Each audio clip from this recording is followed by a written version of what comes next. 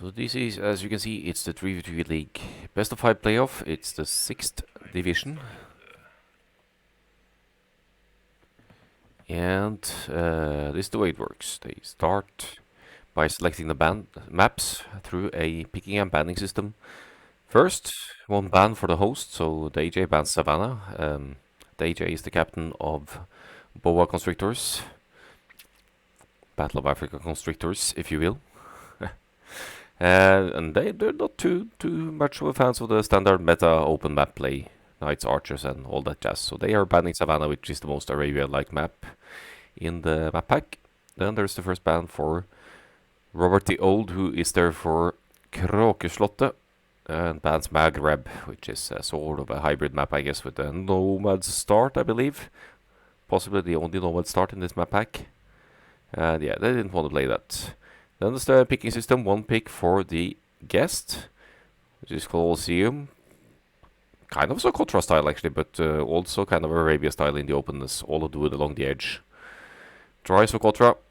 There we go. So you can see the close spawn right there, but there is usable wood along the edges of the map, so almost an inverse Black Forest, or a very cramped up forest nothing style, but everyone within range of each other. Haboob also going up. Big laming map, easy to lame elephants there and stuff like that if you move out. Canyon Lake for Kråkeslottet. And then finally the rest of the bans is to decide the starting map. So we've got Boulder Forest out of the way, that's a Black Forest style map. African Springs and Donut is off as well. Donut, kind of hideout-esque map, I'd say. And the Desert Slope, I don't think I've seen that played at all in the league. And then there's Beach Fight, kind of a classic map, but maybe not too overly popular. And then finally you're left with Grand Barra to be the opening map, which is somewhat easily wallable on the sides, I think. Do you see the edge of the... We'll see it when we launch the game. Then there's a selection of the civs. They've been picking for a potential of 5 games total, which should mean 15 civs per team, starting out with bans and no snipes here, just a lot of picks along the way. Guriaras out of the way, Mayans out of the way as well.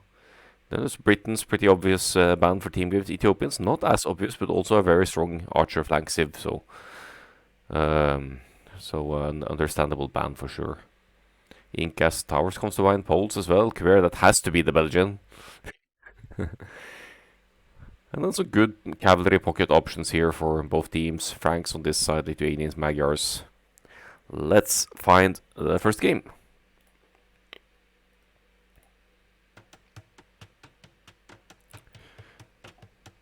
So let's have a little talk about the civilizations here. For the flank for Grand Barra, we have DJ with the Bohemians. And, well, Bohemians could easily play archers on flank, and later game they have access to fantastic gunpowder and the Hussite wagons. They do well in team games, I think. They're maybe not the best flank, but a good option. And the Castle Age chemistry can be huge for archers fighting against cavalry as well. So, yeah, you need to chop through the middle here to get to the... He's looking for openings. Maybe. Or maybe it's just auto scout. I don't know. What kind of scouting pattern is this? You click the middle and try to get there or something. Anyway, this is Grand Barra. Wood all around here, as you can see.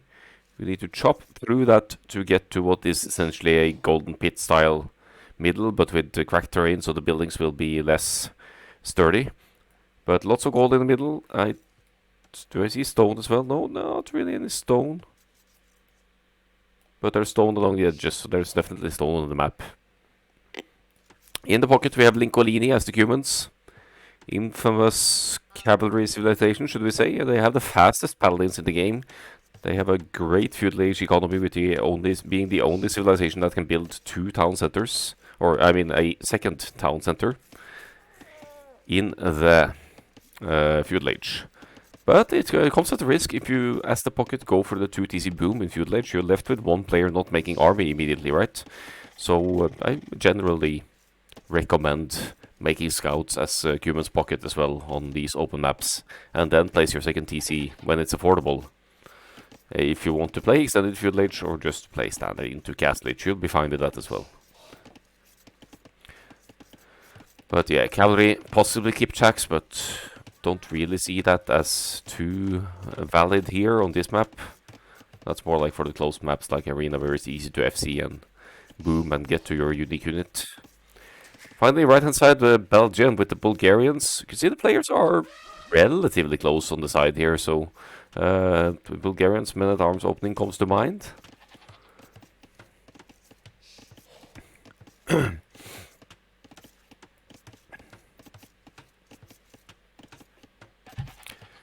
And Belgian, as the Bulgarians, he won't be playing archers, or maybe he'll meme it completely with the men-at-arms into archers with the Belgians, but I doubt it. It's like Belgian, or rather, the Bulgarians don't get any crossbow upgrade, so it doesn't really make sense to play archers in a team game with the Belgians. The Bulgarians. The Belgians don't exist yet as a civ. Maybe they should.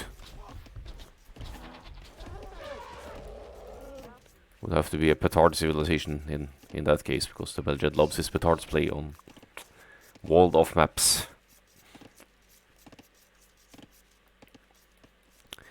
But probably men-at-arms into scouts perhaps, and then later on castles, conics, and full cavalry madness. Cavalry archers also an option for the Bulgarians. Now, as for Kråkeslottet, we have Armand Krull in the teal here as the Tatars. I guess with the hill in mind here, in the middle, as the game goes on and we get through, you have the elevation advantage with the Tatars. Extra damage from elevation, as the Belgian denies a little bit of deer pushing here. But they have a good scouts opening. I suppose they could play archers into crossbows and then transition into cavalry archers later as well. The Tatars, they get thumbering instantly, so they are a pretty decent flank ranged civilization.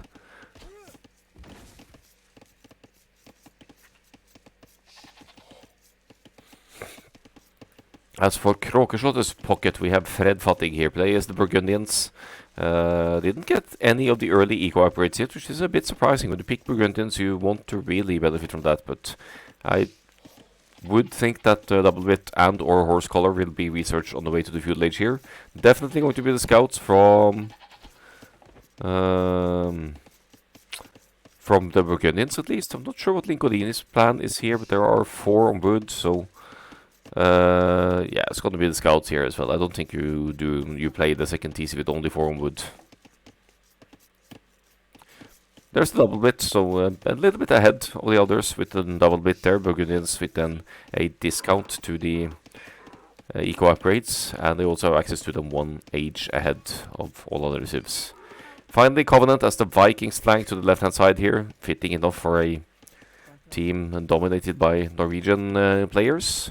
Kråkeslottet is a Norwegian word as well. It's like the crow's cast. No, not crow. Damn it, what's the name of Kråke in English? I don't remember. But oh, maybe it is Crow. The Crow Castle. CROW. It's essentially a term for I would say an ugly or old abandoned castle. Yeah, but Raven, isn't Raven Ravn, though, in Norwegian? Maybe I'm mixing it up. Or maybe it's Crow that is Ravn. Yeah, I give up. I'll look it up later. Wait, it's not the scouts here? Right onto the second TC. This is risky. But then again, is it risky? Because they have wall off here. Belgium's wall off the right hand side. Oh, so boring, man. And it essentially secures the aggression not to enter from the right hand side. So Lincolini and AJ only have the west side to worry about here. And there's lots of walling to be done here. Covenant placing the range here now. So there's going to be army from the blue player for sure. And range coming up for Armand Krol here as well. We'll have to break through the walls here to do proper damage to the Belgian, so easier said than done to do damage on the left hand side. Stop all walls! This isn't arena, man!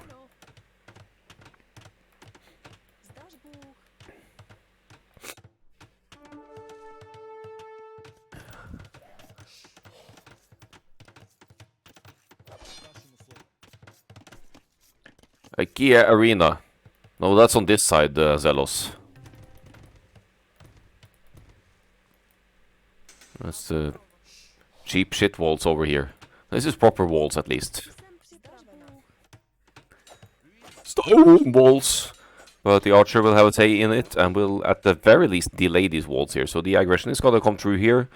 Don't expect any help from your pocket anytime soon, DJ. This could backfire quickly, but there's already some beginnings of walling going on over to the right-hand side here.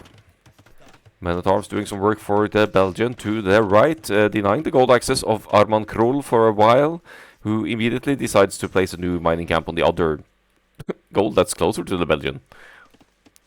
Only the Men-at-Arms for now for the Belgian, placing the farms, going in for the middle, going intentional or not, he's getting closer to the middle here.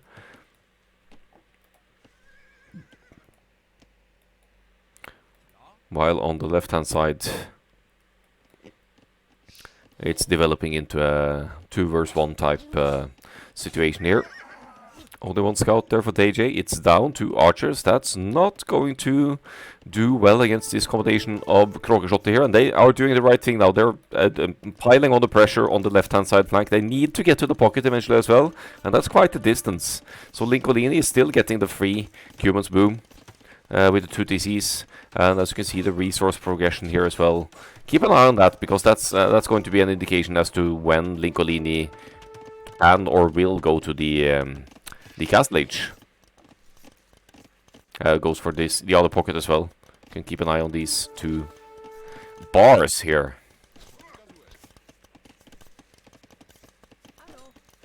Decent walling. There's... Ooh, I love the placement of the spearmen here. They're actually making it awkward for the scouts to get through, but they take the long way around. What's going on over here? Yeah, that's not interesting.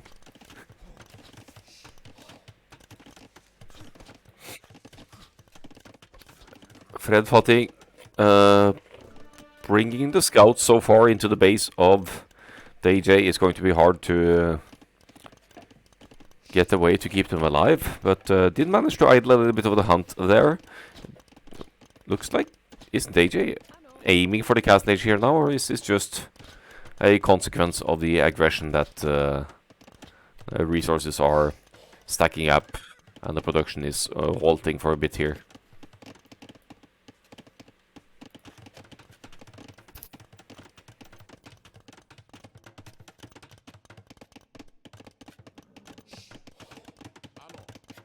I think these scouts will be cleaned up. Once again, attempting the walling. No, not the walling. Just the archers fighting each other here. But Covenant is on top of things here. They both got fletching. Castle Age coming in for the Bohemians and for the Cumans. Ridiculous. Lincolini is getting to the Castle Age before the Burgundians here.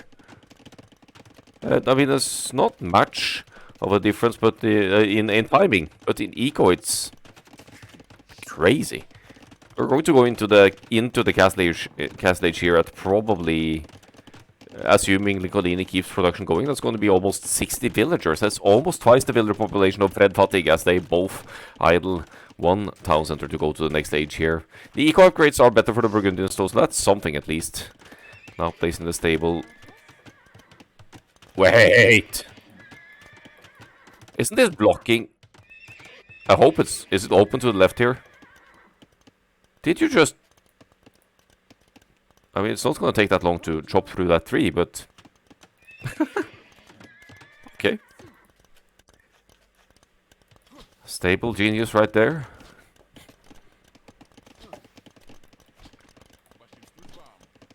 AJ is on top of things here now, 10 archers, but Castle Age still 40 seconds away. Will be hesitant to take fights here, but obviously got the numbers by good margins here. That's a no-brainer. You can chase those. You know you're going to have Bodkin, possibly crossbow soon.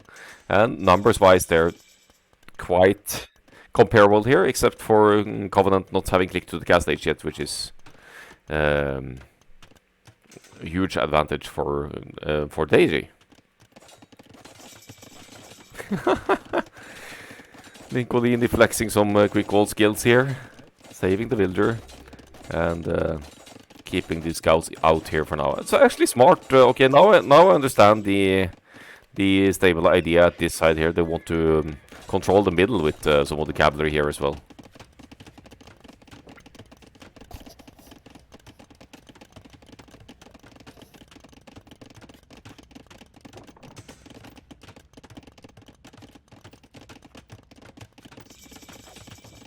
Two stables now for the humans, I think. There's only the one. No, two stables. Knights fighting scouts, that shouldn't be any issue whatsoever for Lincolini to win that one. They'll actually be chasing them possibly all the way home here.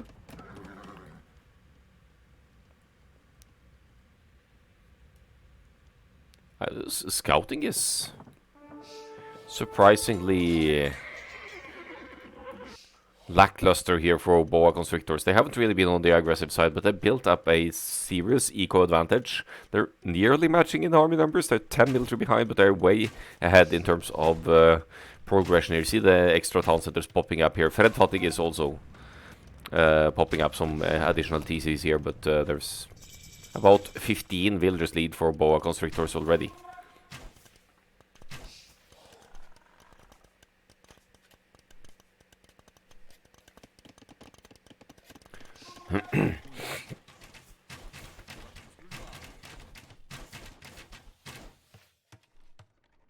It's open, and Castlage just kicked in for Covenant, so DJ would be wise to take good fights now, assuming there's not tons of Burgundian Cavaliers here to engage, but they only have the +1 defense. They can't really contest a group of 14 crossbows. Siege Workshop in the middle for the Belgium, wants to try and push through the middle.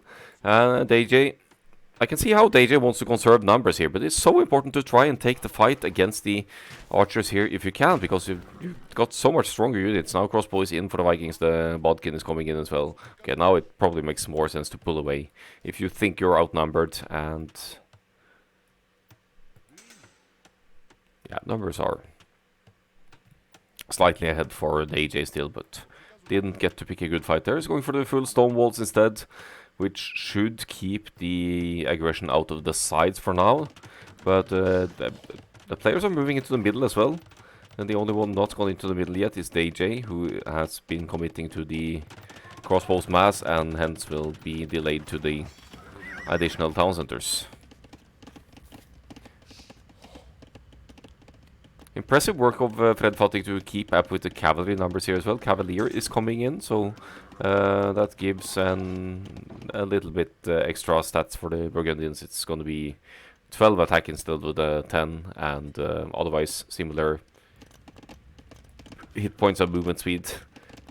So the only real difference between Cavalier and Castlage Cavalier and Knight is more attack. But right now, the Burgundians player definitely ahead. +2 defense is in. There's only +1 defense for Lincolini. And the numbers are comparable, but the economy, the boom is way better for yellow.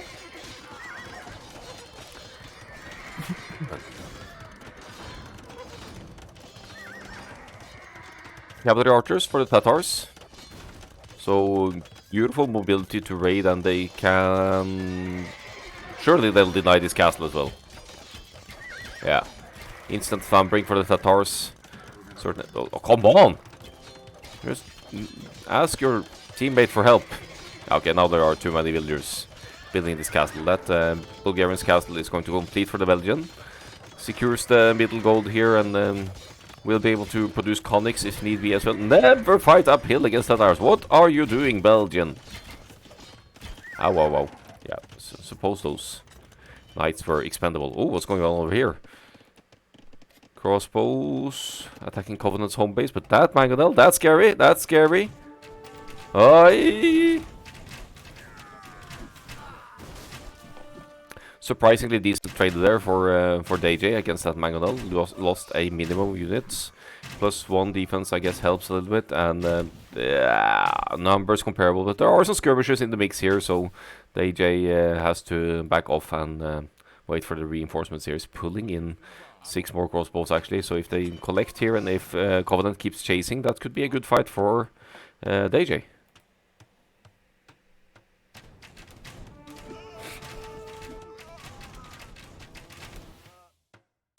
Villager situation is evening out here. Krogslottet now at 192, but Vikings with the instant wheelbarrow on handcart, that is essentially accounting for 6 villagers of research time as well, so it's more even than you'd think. Military is even, villager count is even. There's no telling who's winning this at this stage in the game.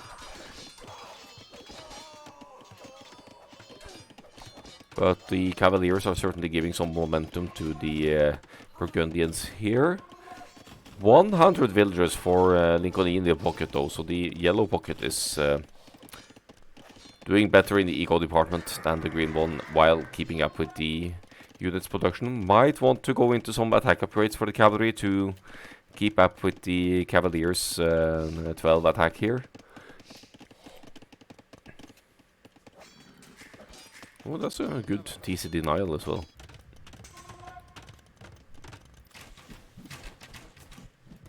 Yeah, that's gonna take you a while, Covenant.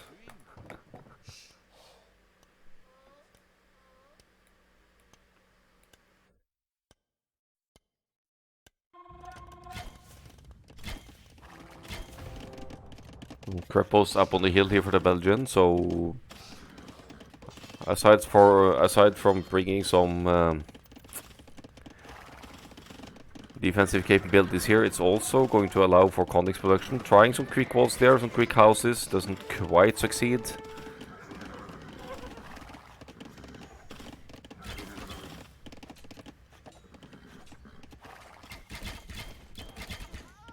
Oh, great raids from Arman Kroll here is being chased by Lincolini, so they keep up double cavalry play here from Boa Constrictors. Not your standard play, so to speak. We're going to get this around from the knights here, are we? There's more knights from Lincolini joining in here, and nearly keeping up. The humans have 10% faster moving cavalry in the cast stage. That's equivalent to husbandry, but I don't need to research it. So the cavalry archers, until they get husbandry, they're only going to be slightly faster than knights. Great fight for Lincolini! Great fight, cleaning up so many cav archers here, and as we know, the cavalry archers, they need to be in a huge mass to really be a proper death ball. So a great engagement there, and the knights numbers ever increasing now for the Cubans pocket. Having that feudal age boom show results now, massive economy behind this. 40 knights to the only 17 cavaliers of Fred Fatigue, so you could certainly justify fighting knights versus cavaliers here, even if your upgrades are, I mean, even if the cavaliers deal a little bit more damage, and that's what Lincoln is doing, is going in for the fight here now.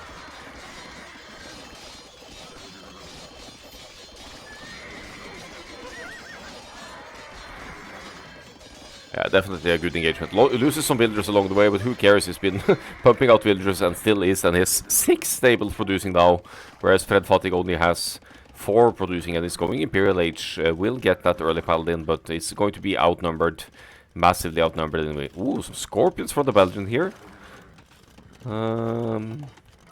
Makes it more awkward to defend with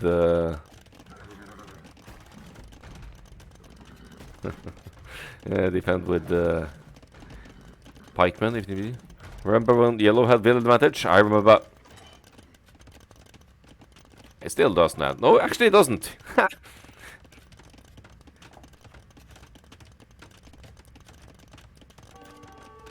Oh well.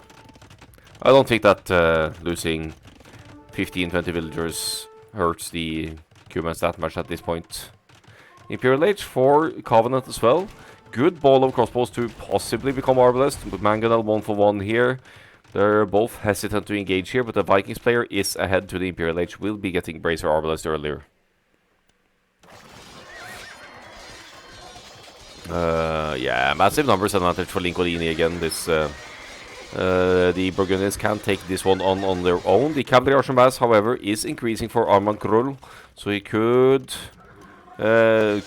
maybe should help out over here. Could even out that fight quite nicely.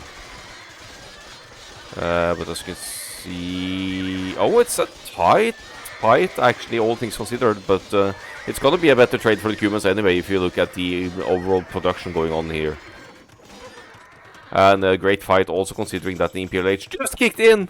Fred Pottinger lost so many paladins there while on the way to the Imperial Age, and I think he felt like he had to take that fight to salvage the town center of Covenant in the middle to make sure Covenant still has gold access as well. Why is this? Was it always like that? Or did Covenant break through here somehow?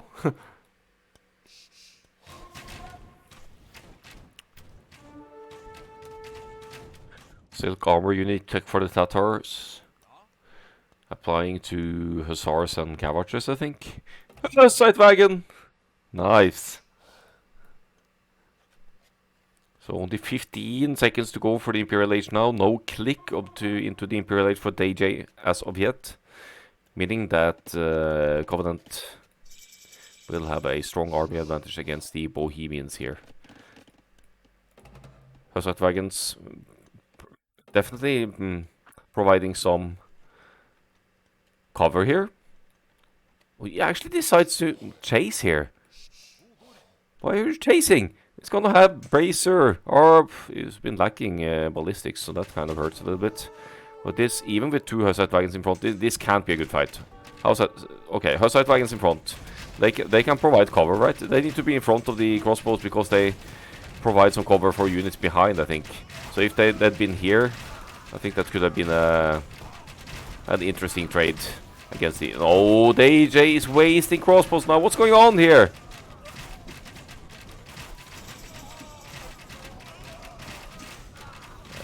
This just can't be worth it.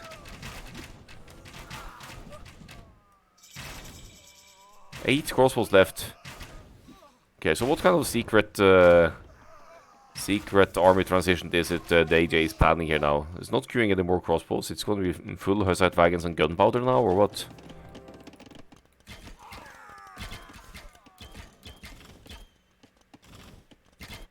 Castle in the back for Fred Fatigue as well is making a transition into unique unit here. Perhaps the mixing in some coups d'Ilie could be useful here for raids, for example. With their charge attack, they can kill villagers very quickly and efficiently, and could really help out in mass fights as well. Lincolini massively outnumbered here. Did make it to the Imperial Age just now. No, it's taking a really... No! Don't take the fight before Cavalier. Plate barding all the way in. That should help against the Cavalry Archer Fire, but they have Bracer. 45 knights and counting, but 51 paladins from the Burgundians. Krokeshotte, they're hanging in there. They have the army momentum here, 50 military more. And they've established an eco lead behind this as well, so they've been doing a good job extending their boom at home. See if we can see any... Yeah, no relics for any players here. Paladins diving into raid here now. Cavalry group, they will be going for the hill, and Lincolini, of course, doesn't take the bait here. Heavy Scorpion for the Belgian. Okay, I guess... Is the Belgian hoping for some lucky shots in on the Cavalry Archer mass, maybe? That could be the reason for the heavy Cavalry Archer. Not looking too pretty here, though. Imperial Age on the way for DJ, but for what? Only 5 crossbows to benefit from that. And subject to heavy raids here now. I see only 1 TZ as well for DJ. There's a castle right next to it. That might be going down. Or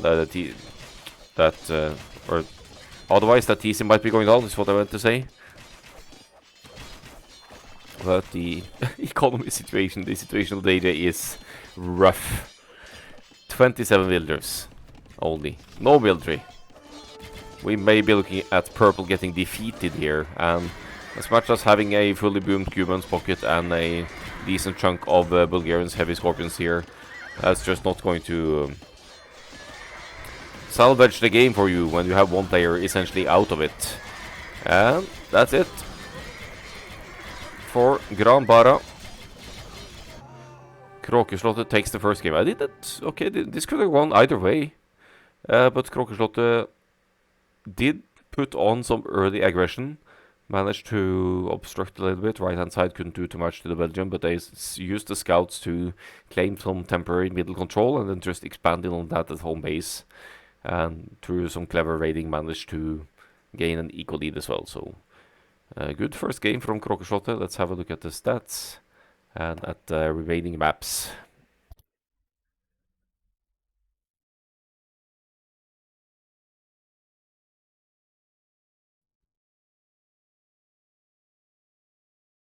That's a pretty darn impressive KD from Fred Fattig here. 100 units difference, 210 to 110. Pocket economy is comparable. Humans probably having that resource lead because of the earlier villager mass. Somehow beating the Burgundians to the gas stage as well, which I find impressive with the 2TC, no army play there. But AJ not able to secure the left hand, the west side in time. Took a beating there to the aggression of the opposing team. Let's go to the draft for a bit and cross out the civilizations used. We had the Bohemians, Bulgarians, and Cubans. And we had the Tatars, Vikings, and Burgundians taking this one. Where are they? There they are. So, pretty late picks for both teams, by the looks of it. We have Granbara lost by the AJ. We'll be going to Habub or Dry Socotra next. So, I'm not sure. Yeah, the Belgian is kind of a Socotra guy, but maybe that goes for the full team. So, let's see what they bring us for the next one.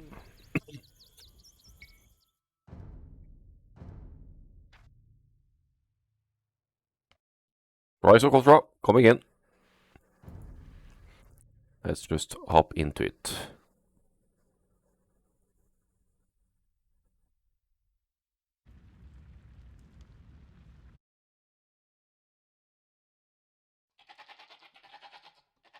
So, some random lions in the woods here, otherwise just wood all around. So, as opposed to your standard Socotra, there's usable resources all along the edge of the map here. So this is a map that could go on for a really long time. But on the other hand, it won't because the players are so close and there's just going to be full-on early aggression here. Maybe some naming, let's see. 2 elephants. Well, they're both very close to Minnesbeta's side here. You could, in theory, not in practice I think, but in theory you could do a double lame here if you're Minnesbeta's opponent. Just having a quick look at the scouting here to see if anyone is moving out to lame, but maybe they have a gentleman's agreement not to. They're not really taking that risk here. Which might give us some time to look at the civs here. Boa Constrictors with Belgium with the Berber's pocket. 15% cheaper cavalry in the cast age, 20% cheaper in the imperial age. If the Belgians is able to pull off a fast castle or a relatively fast castle here, that's going to be playing right into the Berber's hands with the spam of the cheaper cavalry. Right hand side we have Lincolini with the Byzantines here, the ultimate defensive civ. Quite low, suppose you could do trash and towers with the Byzantines here with some success. There are 4 gold tiles right around the starting TCs here for all the players. They seem pretty evenly distributed as well. Not ideal for Minas Beta here, but in most cases defendable, close to town center. So Byzantines, yeah, don't think we're going to see any cataphract this game, but they have all the cheap counters in terms of trash units and the camels. Could also play archers on flank, of course. since they get fully upgraded Arvalists. DJ with the poles on the left-hand side here. Poles, they gather gold through stone mining, but is there any stone on this map? I don't think there is. So I already regret speculating in the tower rush idea, because there is no stone here, so you can't tower rush, you can't place castles, basically. If I'm reading the map correctly here, I don't see any stone. So you can, but you'd have to be Saracens and buy the stone, so maybe that's the idea behind the Saracens pick here. Buy a castle, buy dominance. Poles, regenerating villagers. Folwarks, providing pop space and 10% yield of food once you see a farm within its distance of influence, so to speak. Look at the lamer boy. DJ forward with 2 villagers here. Knows that he has them regenerating. No loom for Minas Beta. This hurts the Saracens player here. 2 villagers down. Is it 3 villagers down? Great early aggression here from DJ. And it's going for some walls on the wood line. These villagers will regenerate. So, oh, careful with the scout. Careful with the scout. Careful with the scout. Scout goes down. Minas Beta scout does not. Let's see if he can. Oh, the house. Oh, he escapes! And now Loom is in for Minas Beta as well, but even with 2 villagers forward, DJ managed to kill 3 villagers. Oh, hit the scout! Oh well. Close enough.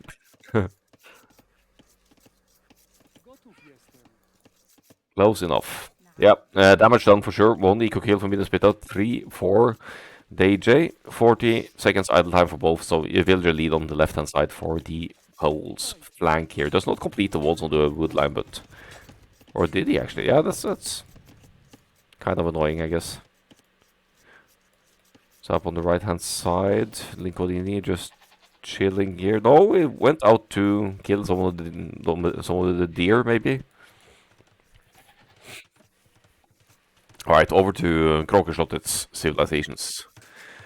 Covenant with the Mongols. There's lots of hunt on this map. 2 elephants, 6 deer, or zebras rather.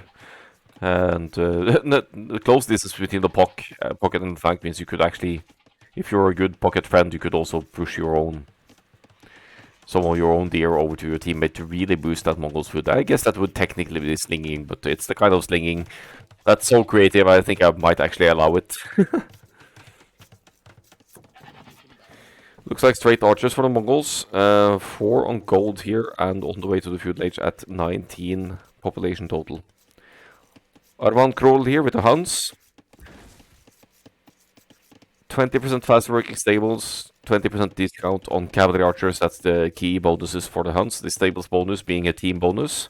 So that would benefit either of the others as well. So if Covenant wants to go for the scouts opening here, he probably won't because he's on gold, but if he did, he'd have 20% faster production of scouts. Minas Beta with the Saracens on the left. Could buy stone at a cheaper cost for a castle to fortify the situation and the placement in between the 2 players here. But more likely to just play Saracens archers and destroy buildings with their bonus damage against buildings.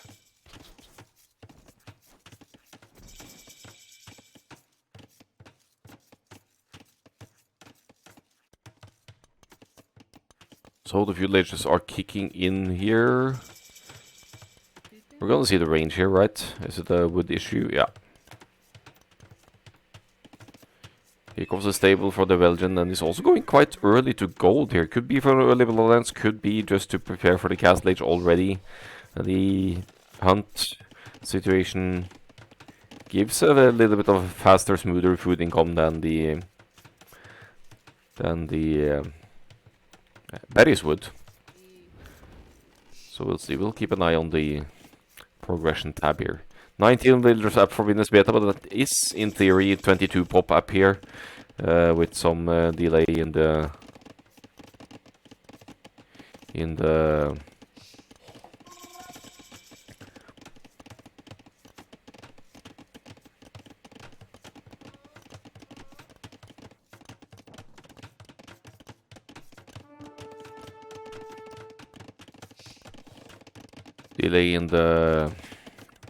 progression because of the idle time and the dead villagers. That's what I wanted to say. I was seeing the starting of some form of team wall here, maybe not. Guess you could ask the AJ to wall there or something. So you see the consequence of the faster production Hunt Scout here. It's a massive numbers lead for Arman Kroll here. Belgium actually 2 stables. I didn't expect that from the Burbus, but why not?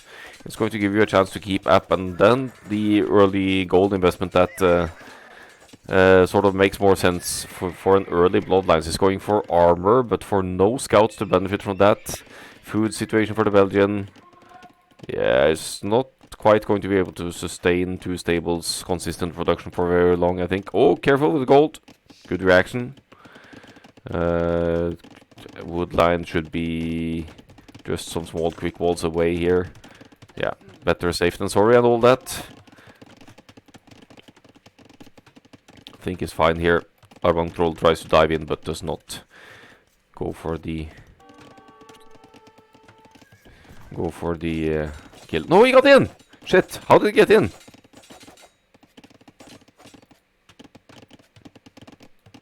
There's an opening there, isn't it?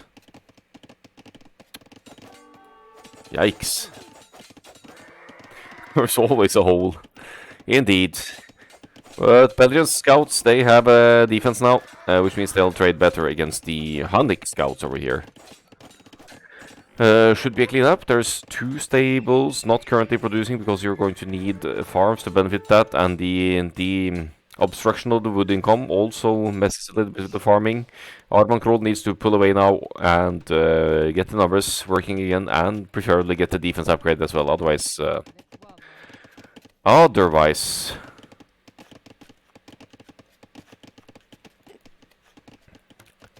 we'll be looking at very bad trades. Here comes the Saracens market as well. Going to see some trading going on here. DJ also with the scouts here. So double scouts for Boa Constrictors, whereas Lincolini is playing the archers with the Byzantines here. Should be able to apply some pressure here. Could just take it the long way around, or just take a better fight against forces of Covenant here. Covenant has the hill though, but you still need to micro the units to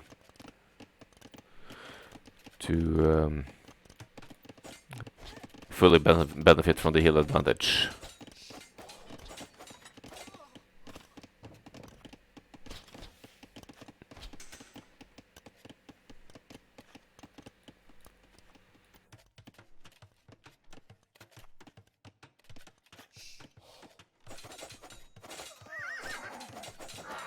Lots of scouts on the field now. It's 4 scouts for the AJs, 5 scouts for the Belgian, and if they work together, that could absolutely be beneficial for the both of them, because they have the mobility. And looks like Kråkeslottet are going more for the archers approach on both sides, but if there are enough scouts with upgrades from Boa Constrictors on this quite open map, then the double scouts play might still work.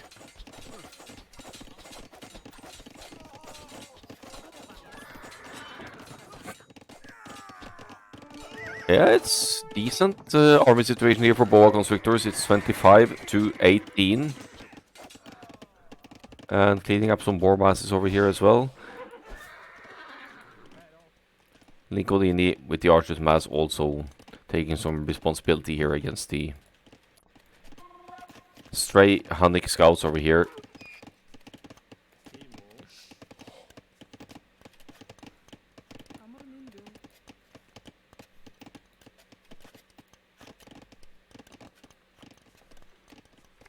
$29, $22. Saracens archer numbers, nothing too particular here, as the AJ keeps the aggression going with the Polish scouts, joined by the Belgian as well. Are they gonna go for the pocket now? There's some, arguably, well, the woodlines are really exposed actually, so if they find the woodline of Arman Kroll, it could be tough to defend against the double scouts here with small walling, because there's a hill. It's awkward, always awkward to, more awkward to quick wall with a hill, but I guess 1 gate foundation here and you could be alright. There is a spearman in the mix here for Minus Beta, and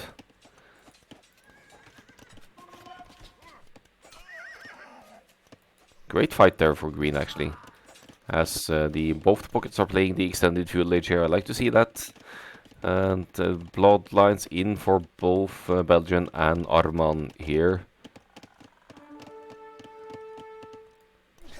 The player who's taking the most damage here is Midas Beta. Lost 3 villagers to the early laming and also lost to some scout raids later on. So this is kind of a reverse of the first game here, where Midas Beta is the one being put significantly behind here. 16 villagers. But with that said, the Saracens, they have a little bit of an easier time to recover with their cheaper market or better market rates.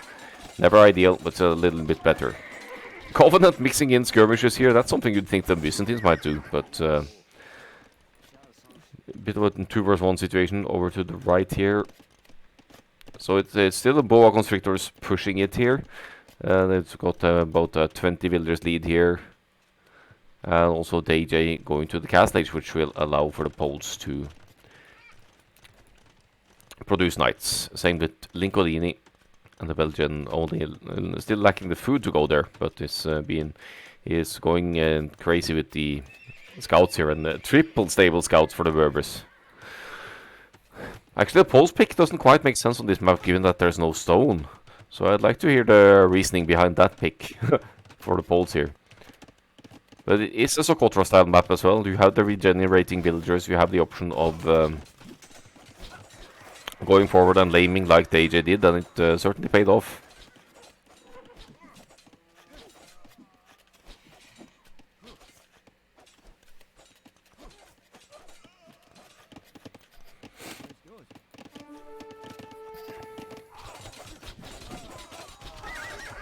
Massive hit with the Belgian there, cleaning up some of Covenant's masses, was it? Also going to the castle edge, but with very little units to up. Once again. Okay, yeah, I was going to look for the hole, but here it is. That woodland has taken a serious beating. Poles team bonus +1 attack for scouts versus archers. Okay, so that explains the double scouts. Gotcha. Yeah, then it's better, but you're still arguably taking away the strongest eco bonus for the Poles in team games with the, or in any game, with the gold gathered from mining stone. So that's, but yeah. Who am I to argue? It seems to be working out with the extra attack versus the archers. Only thing better would have been to have Hindustanis for Belgian instead of Berbers for the bonus attack against buildings as well for the scouts line. 2 vs 1 on the left hand side, there's always a hole. How are we supposed to spot these things? That was an overdrop actually.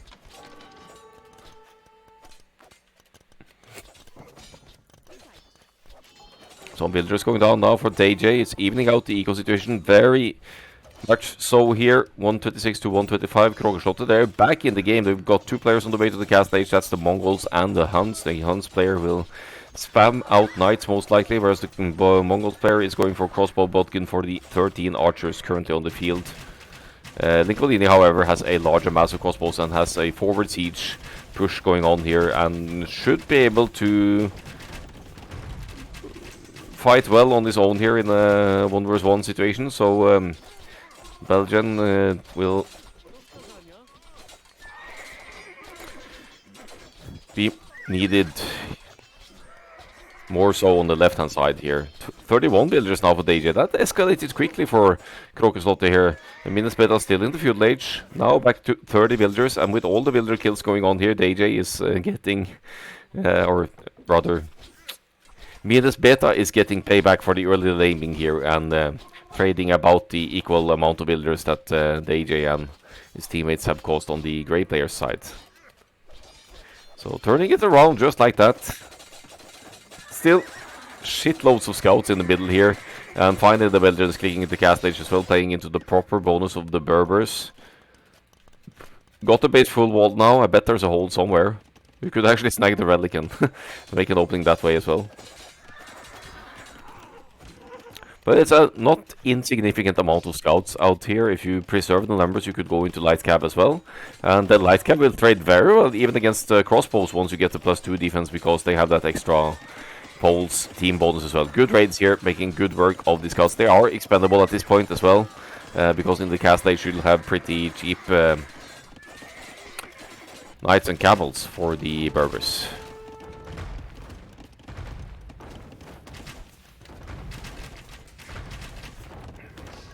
I think the one and only town center is at risk of going down for Covenant. That's an issue, because also Mongols on this map not really playing into the maximum strength for the Mongols, because there's no stone. You will never be able to mass Mangudai, so you'll have to resort to, for example, crossbows like it's being done here, and you could eventually... You might not even get to drill siege ram actually, or drill siege, because you'd have to buy the castle to get to it.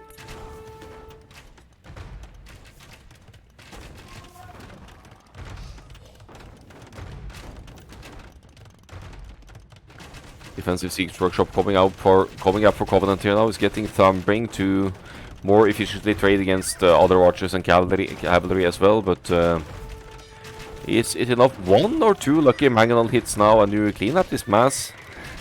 Scout 1 hit away from the Mangonel. Oh, 2 Mangonels shooting!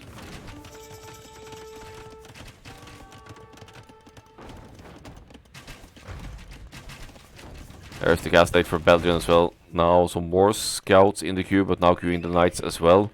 And very healthy farming economy. Belgium actually hasn't been hit at home base all that much. He's lost 7 villagers. It was the woodland over here that got contested several times, but he's got that farming economy set up from the scouts, and might even be able to sustain a 4th stable here not too long with more on gold. He has too few on gold for consistent triple and quadruple stables production with the Berbers, but more on gold, and he's sorted for proper Berbers knight spam here.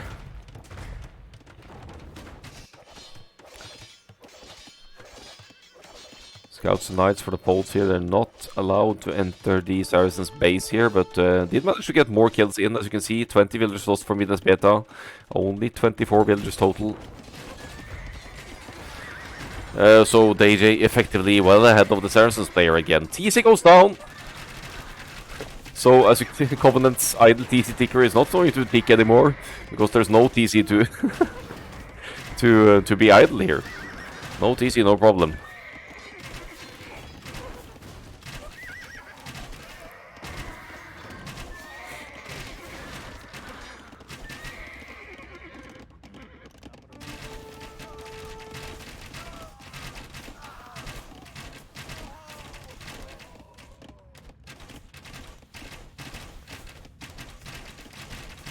Crossbow was still well ahead for Lincolini here. Did lose the forward Mangonels, but they did their work. They took out the TC.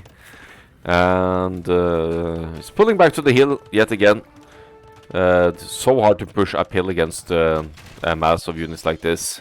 And now it looks like the AJ is in as well. This is getting dangerously close to a 1-1, isn't it? This Sokotra game. Almost or close to twice the military for boa constrictors now. Eco situation ahead as well, not by too much, but decently so. Anyway, the Belgian now with a significant amount of knights, 12 knights and counting. They both have triple stables working, but Belgian has more and cheaper knights, and has access to camels, something that Huns don't. So Belgian could also mix in some camels for more favorable fights over here. TC rebuilt in the south for Covenant, but did lose all of the farming economy in the process, so that TC is probably going to run idle for a while still, until the farms can be reclaimed. And that's it. Boa Constrictors take the second game. TJ well played is called. We'll be going to Krokeslotte's first home map.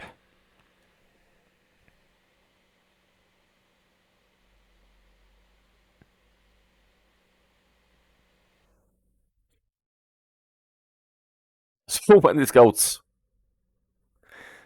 Extended fuel age, just the way I like to see it, with lots and lots of fuel age units, scouts.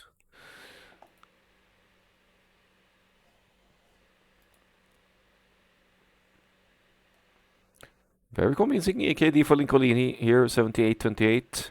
DJ as well, with the scouts mobility, did take some villagers losses, but Midas Beta subject to early laming here, and laming is allowed. It's a form of allowing Dark Age aggression into the games. So, however frustrating, it does spice the games up a little bit and allows the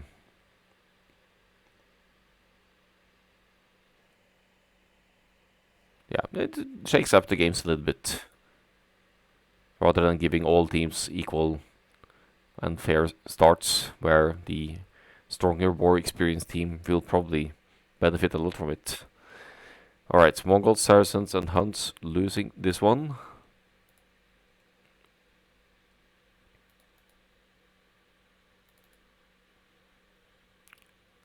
So that's one.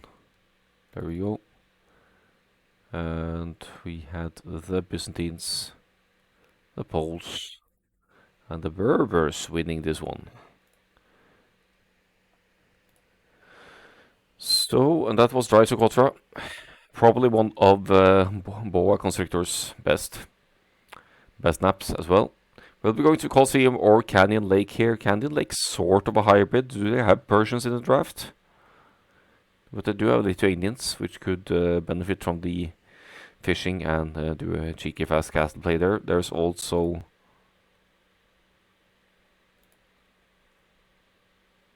Koreans war wagons potential maybe. And the other map being Colosseum, very open one. I think Lithuanians is intended for Colosseum, Koreans as well. But we'll see what the map is. We're gonna go into the third game.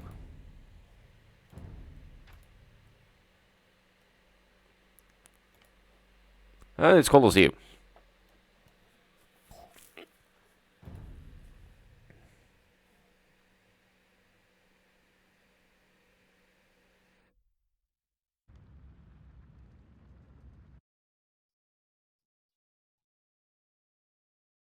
So, very open map here. That's not necessarily Boa Constrictor's favorite, with ones playing into the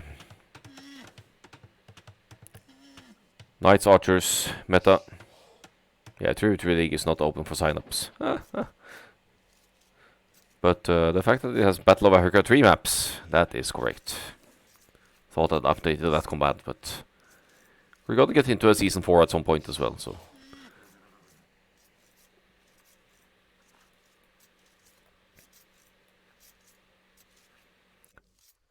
Alright, let's have a look at the civilizations at work here. The Belgian now with a Malay flank here. I've seen the Belgian attempt some elephant masterpieces on... It might have been Colosseum actually in the semi-final, but what could make sense is to go for an early feudal age straight into archers, but as the Malay, you could also offset your opponent by going scouts actually, even if the scouts aren't very viable throughout the game. You could still do early damage on this very open map. But yeah, I think archers is the play, because if you have archers, you can deny the woodline, and you'll force your opponent to resort to the straggler trees, and that's not going to benefit you for a long time. No Indo Sibs. It's in the draft. They have Hindustanis in the draft.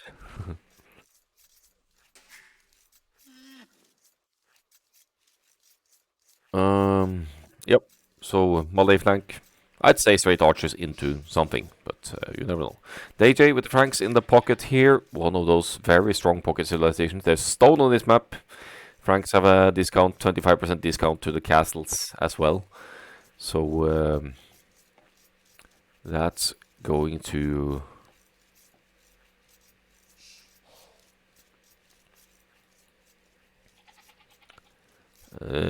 come in handy here if the game goes past the castle age, which it will very likely do between these seemingly evenly matched teams. Scouts into knights into cavalier paladin for sure for the Franks. What else? Unless you want to go full troll maximum throwing axeman or something. Lincolini with the Italians on the side here. Another quick uptime potential here with the 15% discount to the next stage for the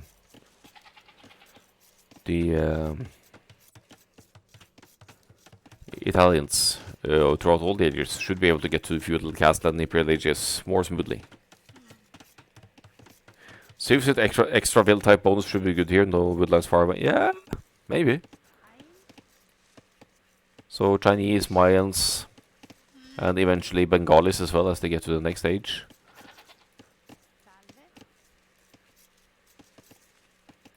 I suppose you could offset that walking distance with just taking the stragglers for a bit longer.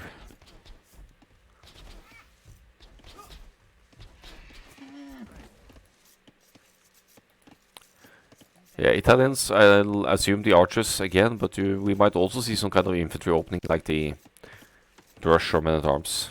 Oh, Malay! Yeah, that's definitely a villager bonus, that they go up through the archer ages more quickly.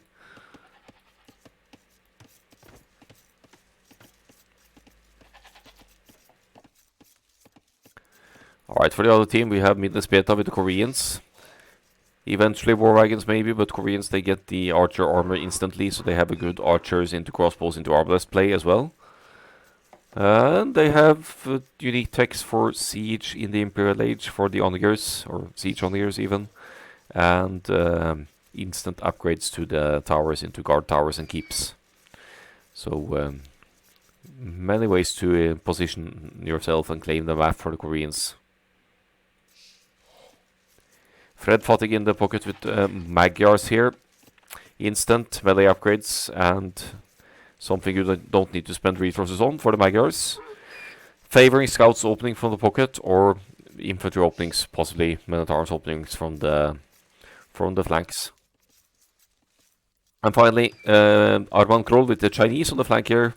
Often seen in team games and 1v1s as well. They start with 3 more villagers and the idle time is respectable here for Arman Kroll. It's 45 something saying, oh, I jinxed it, didn't I? Yeah, but still, if you are able to keep the Chinese idle time below... Yeah, where's the limit?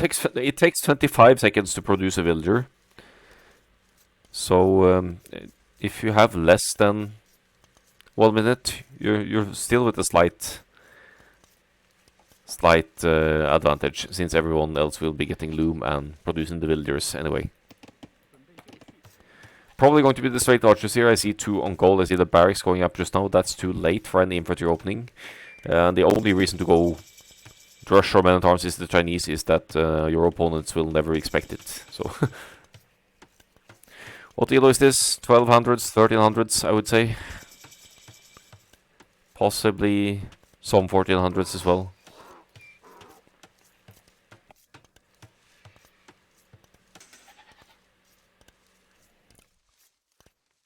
Yeah, I don't have working commands.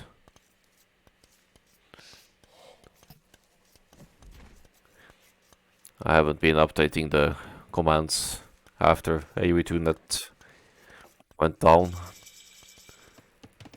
One beautiful day I'll set it up with the AOE2.gg, but I'm not there yet.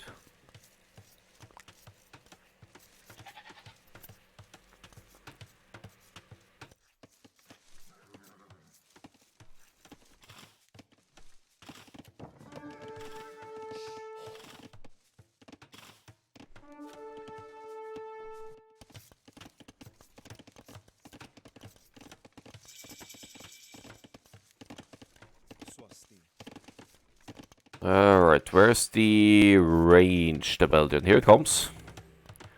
26 villagers, so the economy situation looking bright for the Malay here.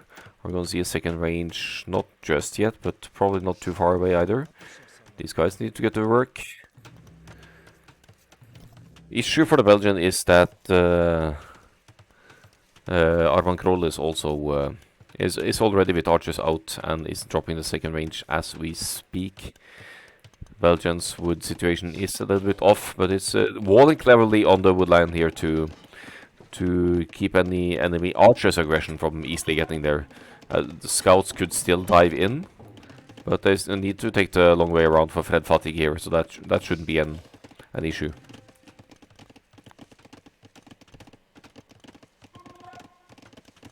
Miss Tig Eternis. Season 4 will start probably right after New Year, Shakuni, so just go find a team.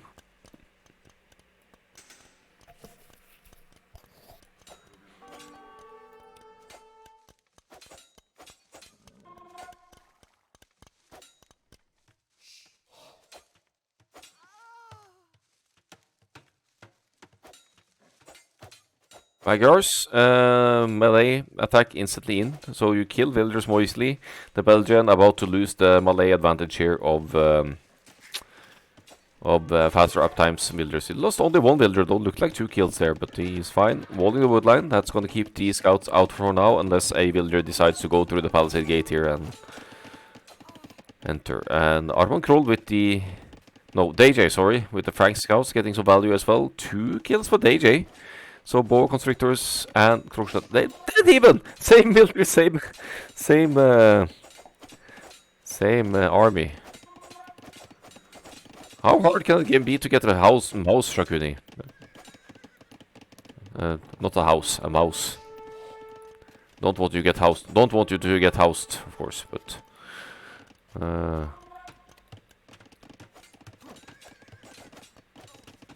something called online shopping, you know, Shakuni. So if you ordered it a while ago, you'd had it by now.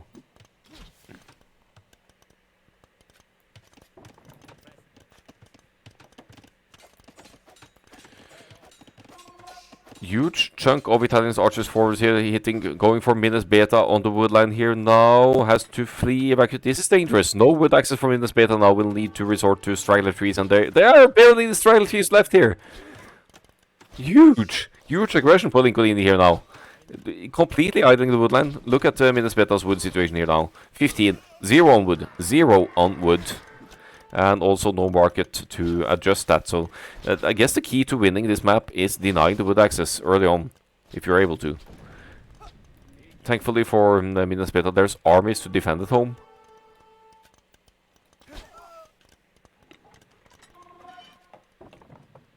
Alright, I guess crisis averted. I feel like Lincoln is a little bit too passive here. Could have definitely kept fighting here, even with a couple of skirmishes in the mix for Minas Beta here. Because if you know that you're denying the wood, it means that it's going to be a lot more awkward for them to recover.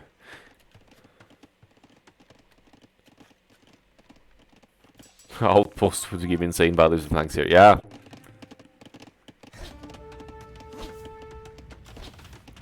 Nobody's tracking enemy armies. Nah, the scouts are doing their own thing, you know.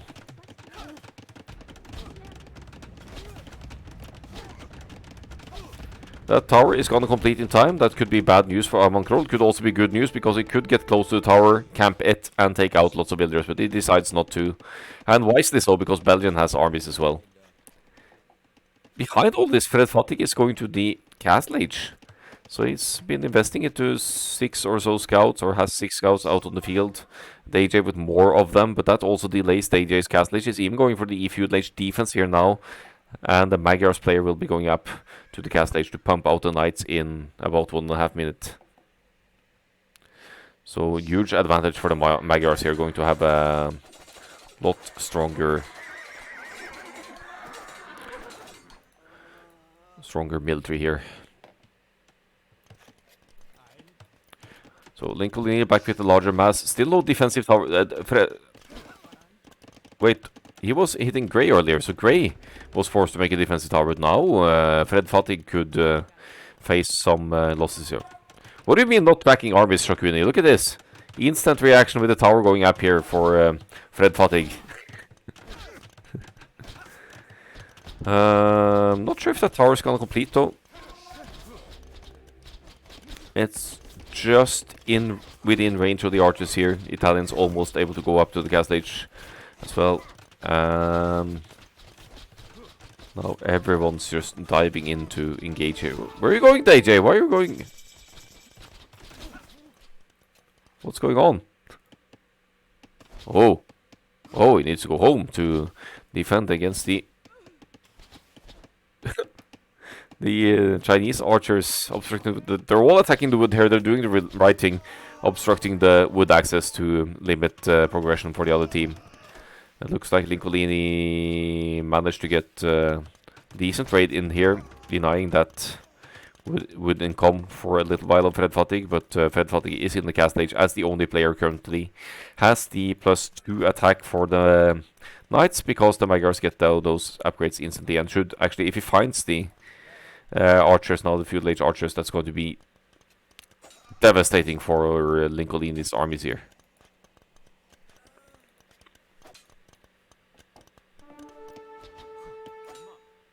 Yeah, all the Frank scouts pulled back home now. The AJ might, yeah, deletes the walls here to get better access to the... Yeah, it's gonna clean those up. No problem. So at least cleaning up some archers here, but triple ranges producing for the Chinese now. Gonna get crossbow vodka for those soon, because the Chinese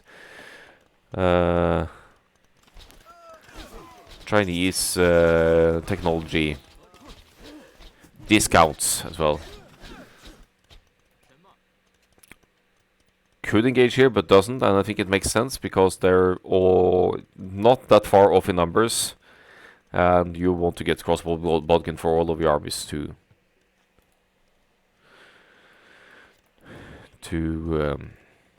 yeah, before engaging, because you'll have a massive army strength advantage.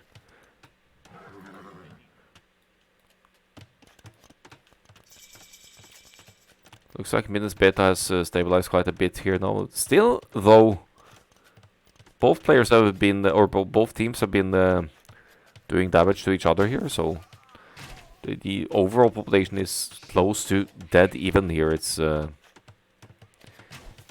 military situation almost identical, and builder situation even more so, except for wheelbarrow in for the Magyars, so slight equal lead for Kråkeshot, I guess. Belgian and Minus Beta clicks to the castle age at the same time, but with the Malay bonus, that means that Belgian is going to be up comfortably ahead of the opponents here.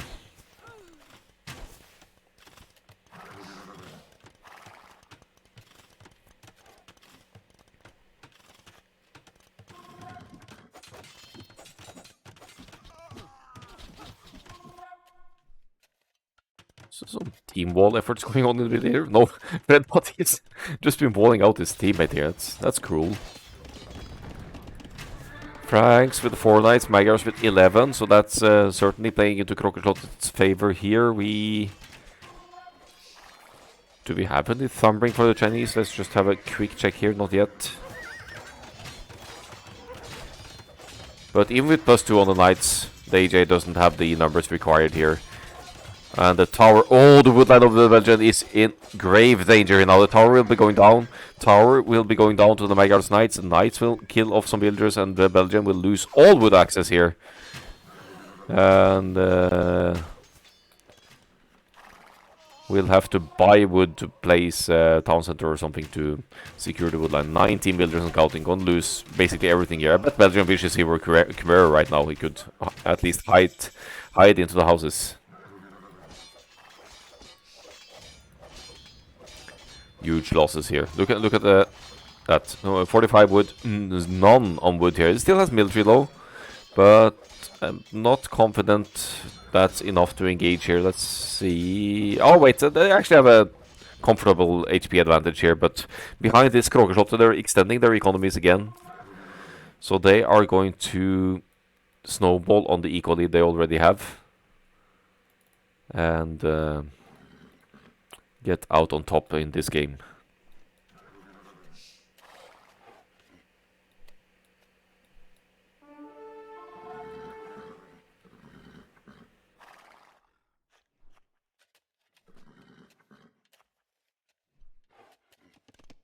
No BTTV emotes. What do you mean?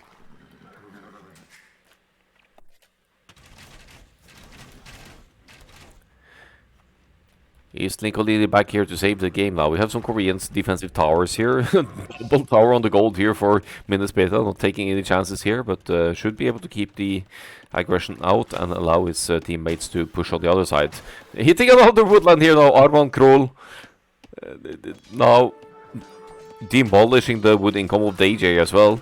The Belgian is back on wood, but at what cost? He really took a beating there. He needs to get these guys need to get town centers up on the woodlands or something to complete them. Don't know better TTV. I've heard of it, but it never worked for me anyway. So not really though.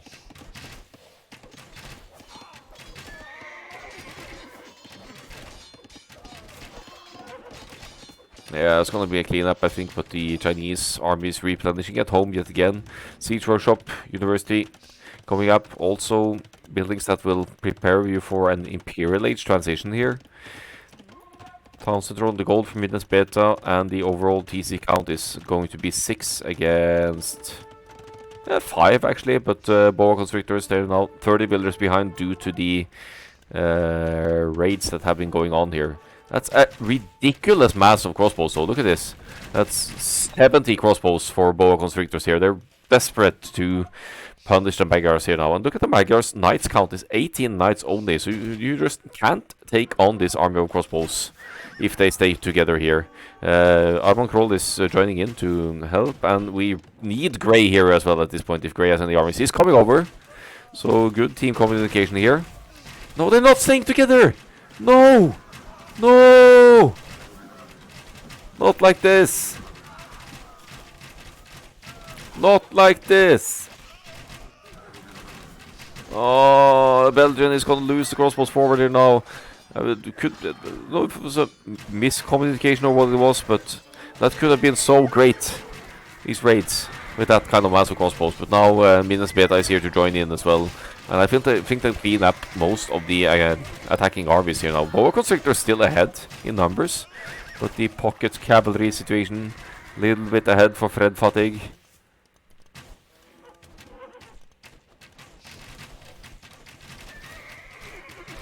Went from 100 to 0 real quick. Yeah, there's still 30 something left here, but they're gonna die as well. That's the issue.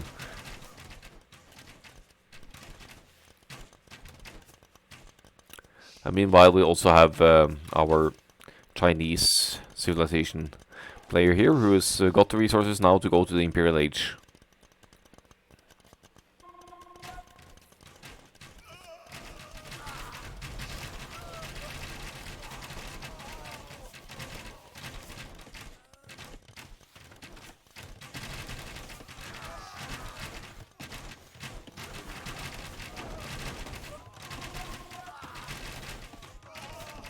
Yep, good fight here for Krogerslottet. Imperial Age on the way for the Chinese is losing some numbers here. Not producing military now, Arman.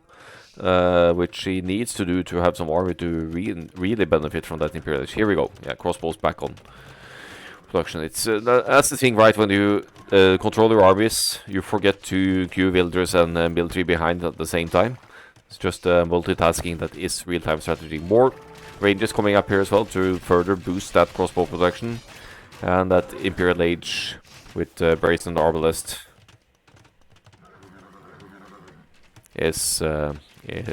might be the closing point to access to siege ramps for the Chinese as well.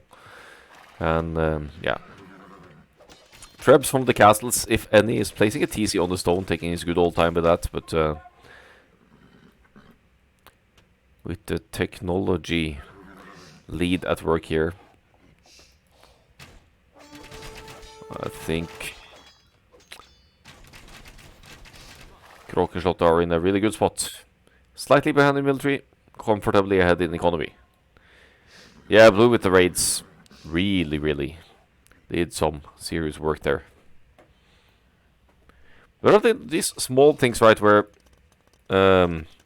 Nicolini and the Belgian have a massive army advantage and don't stay together, that cost them a lot. That could have been a potential comeback.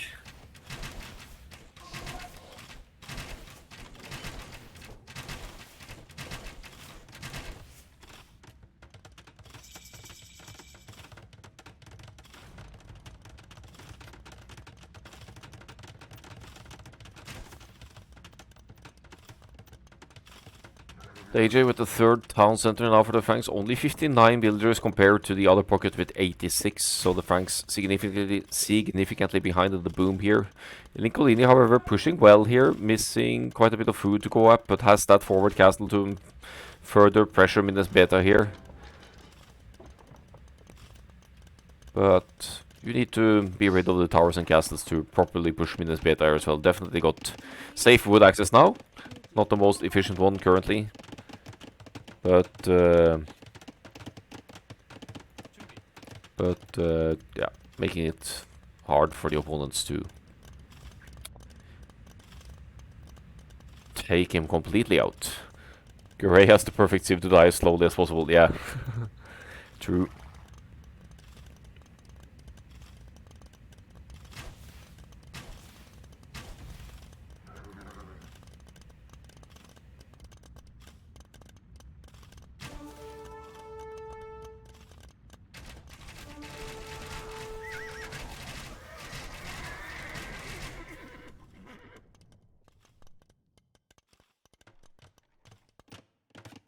In it to raid it again here. Lincolini would be wise to just move further into the pocket side, and I think that's the plan here. Good reaction from Fred Fattig though. Pulls away from the woodline before the AE crossbows get... Uh-oh. Uh-oh. I spoke too soon. I spoke too soon. This castle should never go up. Never go up.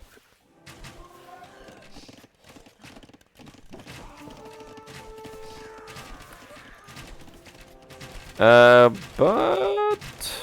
yeah, that's not really enough to engage, is it? Chinese ARBs are over here, so they can't really help. There's more reinforcements to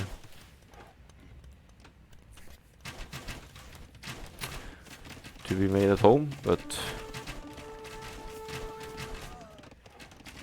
the whole purple team was missing Bozo for the entire castle age.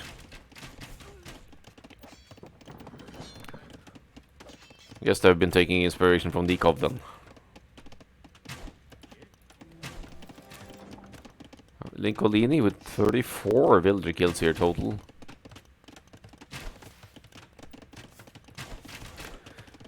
Getting some proper raids in on the pocket. Only 12 knights for Fred Fatig as well. And most of them are here. They're going to go down. And then the crossbows will be going down as well. Because Lincolini has the massive numbers lead here. His BO5 Constrictor is going to turn this game around. You see, a town center is up on the Belgians woodlines now, so less subject to the arbalest raids of Armand Kroll as well. Okay, it's going to be a pretty even fight actually. And I'm not sure if I... Alright, I'm gonna make the most of the remaining units here for Lincolini. There's a new wave of crossbows in production at home, so I guess these units are expendable. They've been getting value. They've been denying the castle, they've been denying lots of farming economy, and only 2 knights on the field for the Magyars. What's going on here? This is the Archers players, they have more than 100 military totals. They're keeping Krokeshot in the game here, but...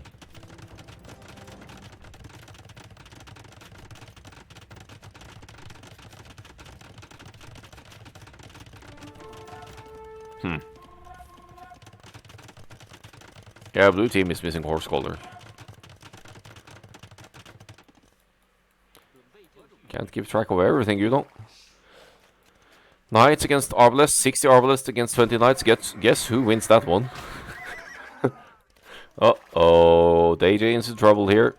Arban Kroll with a ridiculous amount of ARBs here, and he could just... I mean, the outranges the TC's away.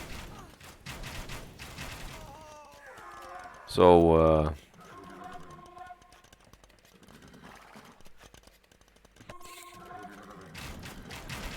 yeah, you just... what do you even do here? I mean, your knights can't engage. This is not going to give you... no! On the way to the Imperial Age for DJ and losing all of the knights to Arbalest without the Arbalest taking... we've lost 3 Arbalests here. We've lost 3 Arbalests to killing 16 knights here. Look at the kill count! 108 units killed by Armand Kroll here. 66.5 eco KD. Overall KD pretty darn amazing as well, and that's it. Krokeshot takes their home map. Oh boy. Chinese too strong.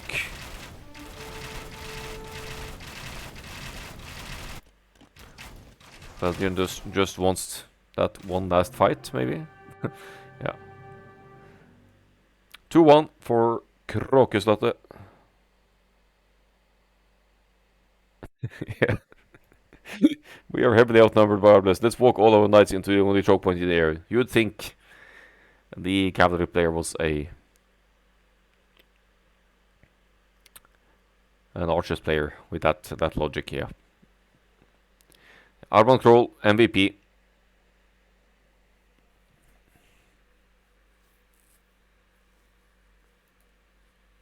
Wouldn't be Twitch casting if you couldn't backseat Shokuni.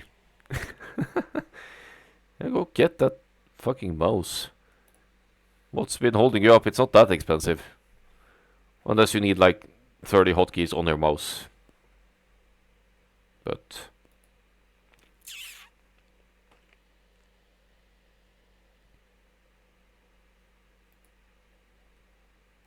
here we go.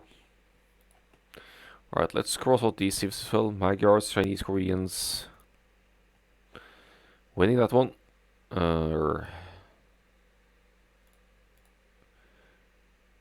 While Italians, Malay, and Franks lost that one.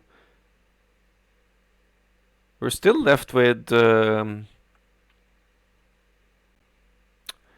civilizations because there's potentially 2 more games. But there's only Haboob left for the AJ's team for boa constrictors. Haboob has to be Khmer, I think. Could be Dravidians as well. Could be Incas. Unless I'm mixing the matches up. Haboob. What's the other last map here? I think Canyon Lake is for Lithuanians. So Haboob, Hindustani's pocket maybe. And then Portuguese Aztecs maybe? Would be my guess anyway, but we are going to Haboob. And I didn't get very many of them correct. Lol.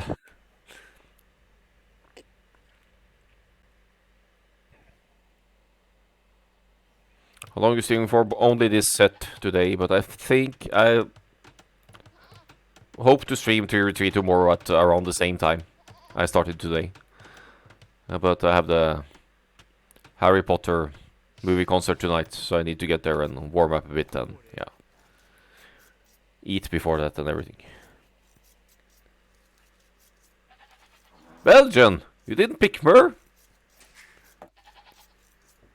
It's company Incas. Which could easily go for archers, but have cheaper towers as well, so that certainly comes to mind here. They have an Eagle Scout, which makes it easier to go lame your opponent. Is that where he's going, actually? He's going out. Nah, he needs to find his own stuff first. 2 elephants on the Haboob. Looks like it's not going to be easy to lame anything here. See you around, Shakuni. Thanks for stopping by.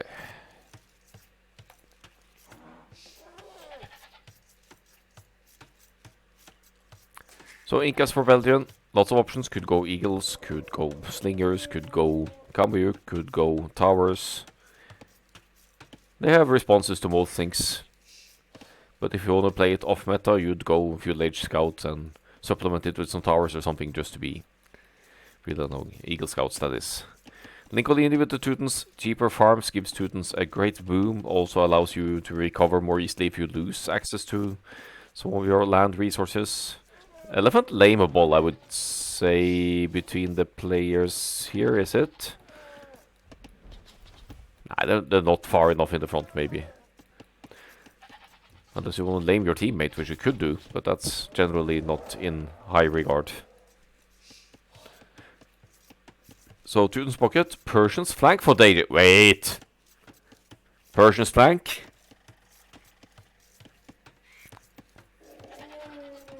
I'm going to be disappointed if there isn't a douche now.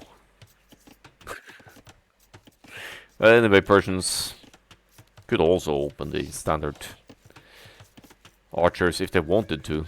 It's just that they don't get armless. They do get trash bows with the Castle Age unique technology though. Okay, good pick off on the scout there. Covenant still with the hit points advantage.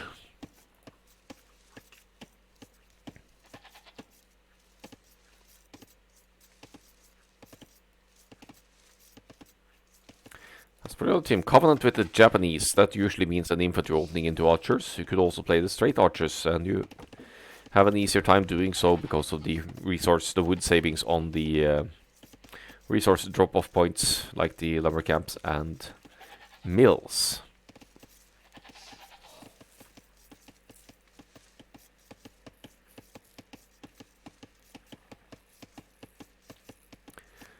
So probably going to be archers for the Japanese. In the pocket we have Arman Krol with the Hindustanis.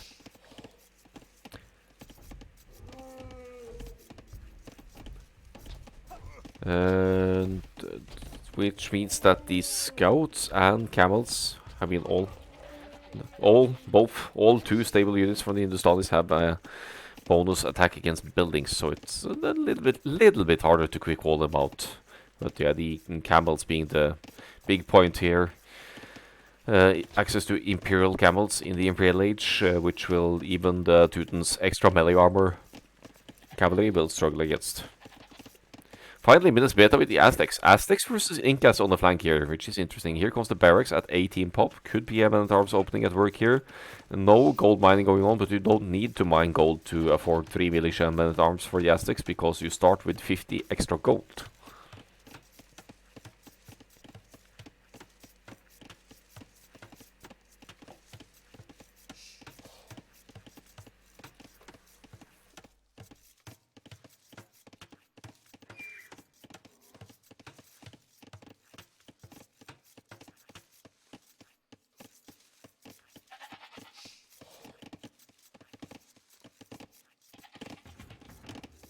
Barracks timing on point for Arman Krol here. Gonna go for the scouts. No surprise there. Same with the Teutons. Barracks going up now. Will complete nicely in time for the feudal age.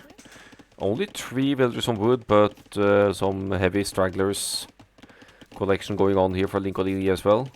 So affording the stable shouldn't be an issue. And besides, with the cheaper farms of the Teutons, you're less dependent upon having enough on wood.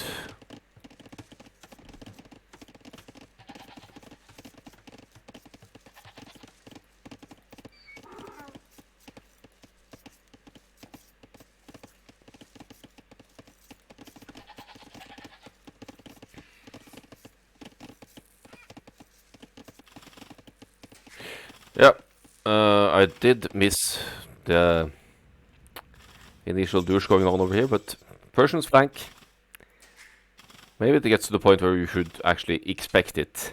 It looks like BOA Constrictors are a bit in troll mode here, or maybe this is a legit play, I don't know.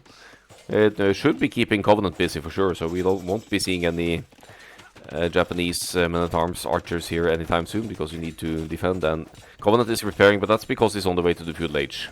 So that's the only scenario where it actually makes sense to repair the TC against the Persians if you're afraid that you won't make it to the feudal age. Now he's not going to be repairing that anymore.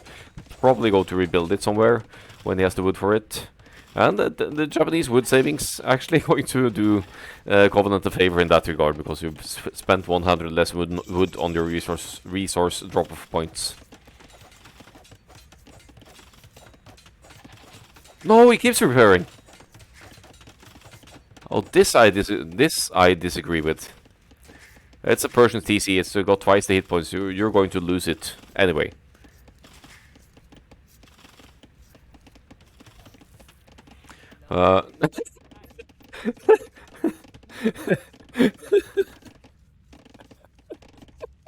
Such a good teammate, man. Hey, you're not gonna flee into my base. Come on. What's this about? Get out!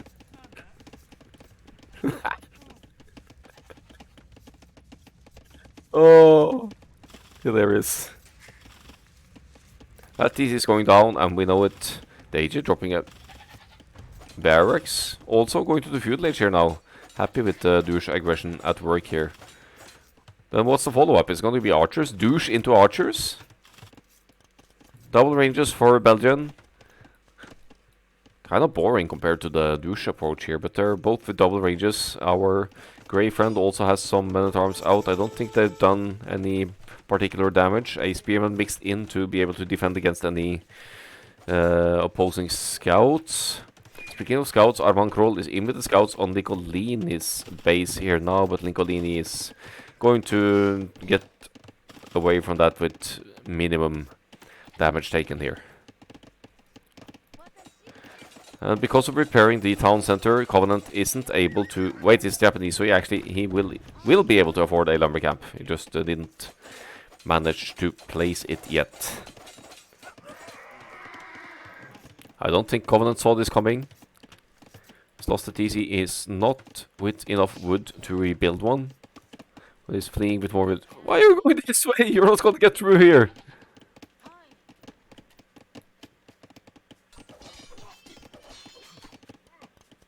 Arms forward. Thing is, with a douche like this, DJ is gaining some ground for his armies, but is also setting himself significantly behind the economy. Speaking of economy, Covenant is struggling a lot more here, as he's forced to go boxing against DJ here.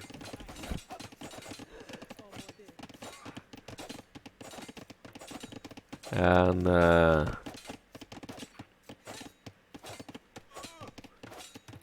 with a surprisingly low idle TC time, but guess what? He hasn't had a TC for the last 3 minutes, so that's yeah, Covenant not having the best time ever here, but let's see what his teammates can accomplish over here. Arman Kroll with some scouts out and about and taking the exposed economy of DJ, who will also be running idle as the food income is significantly diminished here.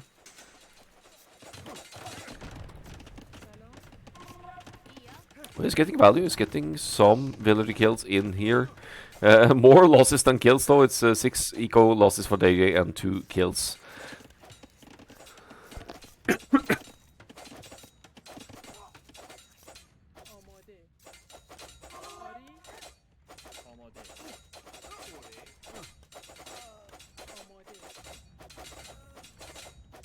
Now joined by Lincolnian scouts here, getting some more eco value in here.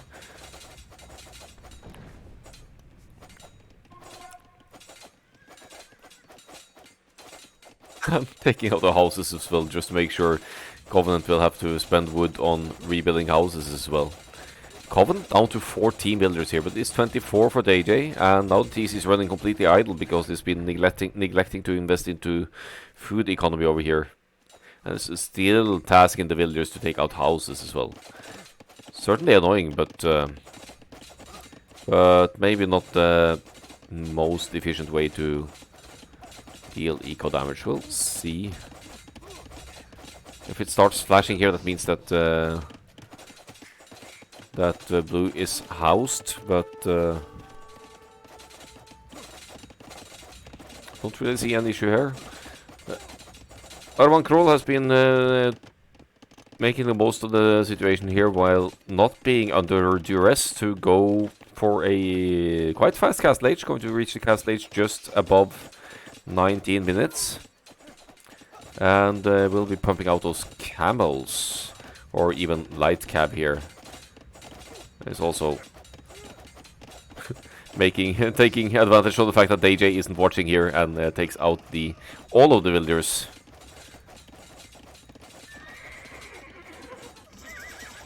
All of the villagers that were killing the houses here, so that's lots of villagers lost for DJ. He's actually at the same villager count as Covenant right now because he was so insistent upon taking out houses with the villagers.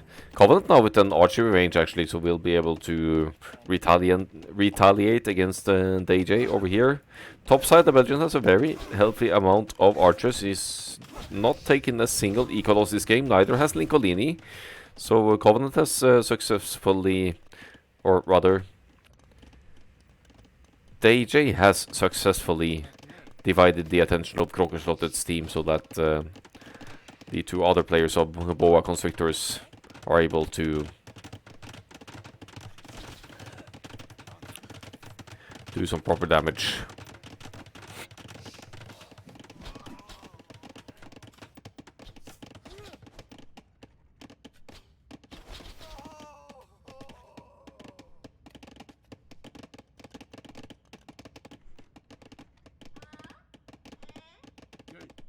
Look at the numbers here. Belgian certainly with the army advantage here. 30 archers and counting. No sign of a castle age for either of them. Lincolini going to the castle age with the Teutons here. But there are already 5 camels and counting on the screen for Arman Kroll here. This should be a good fight for the Belgian. He needs to focus the skirmishes as best he can to trade as efficiently as possible. Oh, you guys didn't know DJ was doing all that Peak team communication right there.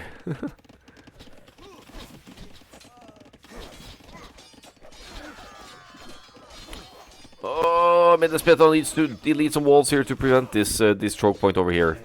But chasing, and the Belgian is going to lose precious army numbers here now. Still consistently producing at home, but not enough to keep up with Krokoslot here, I believe.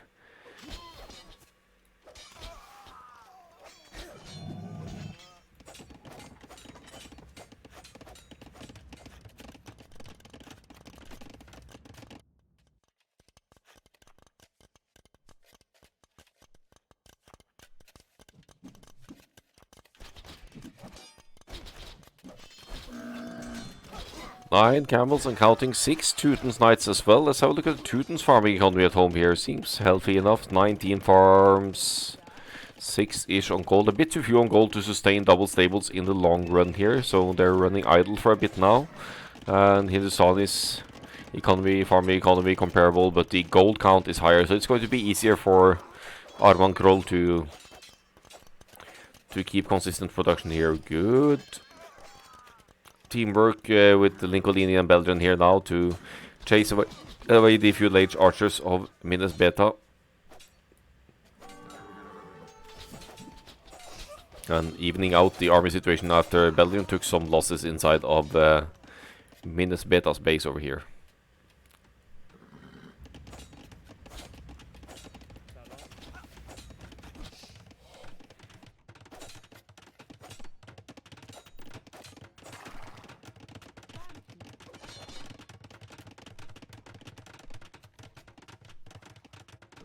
Camels versus scouts and knights, even that Teuton's extra melee armor isn't going to help you there. Better upgrade for Arman Kroll as well, but he doesn't want to get engaged when the Belgians archers are also in the mix here.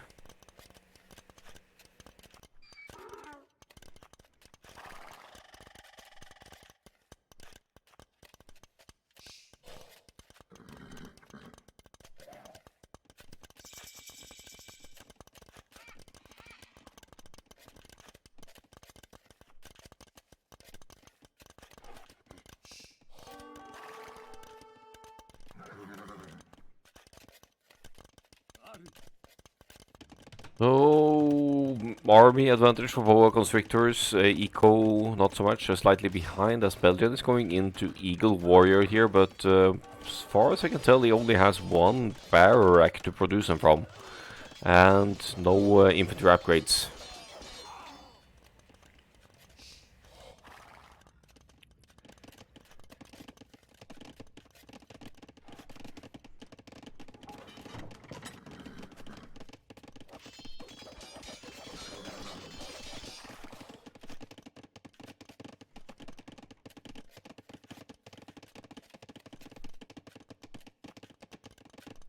Okay, I'm also doing some work here on Dinkolini's side. Let's have a look at the progression to the left.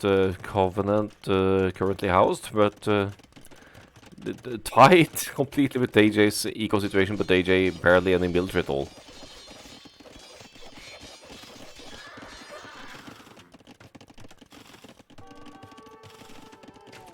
So usually crossbows, they are a hazard to camels, but the camels, while they're not the best raiding unit ever, they will be idling a lot of the Teuton's food economy here now, and a little bit of the gold as well, so that puts a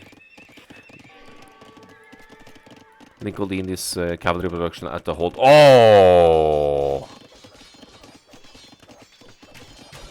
That's not pretty for Lincolini here to lose the builders on the gold like that. That further messes with the production for sure. One eagle for the Belgian. That's probably the starting eagle scout actually. But the idea is justified as long as the Aztecs player is making crossbows.